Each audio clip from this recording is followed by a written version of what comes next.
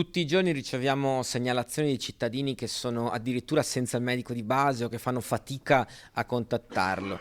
C'è un problema serio, ne mancano tantissimi, 586 in Regione Veneto e più di 130 in provincia di Vicenza. È un dato allarmante, la responsabilità è della Regione che quando doveva non ha fatto la giusta programmazione. Siamo la Regione d'Italia che ha messo meno borse di studio ogni 1000 abitanti sulla medicina generale. In altre parole, non abbiamo formato i medici e oggi ci troviamo senza. È la pesante denuncia del capogruppo del PD in regione che ha presentato i risultati di una approfondita ricerca sulla grave carenza di medici di base comparando i dati del Veneto con quelli delle altre regioni.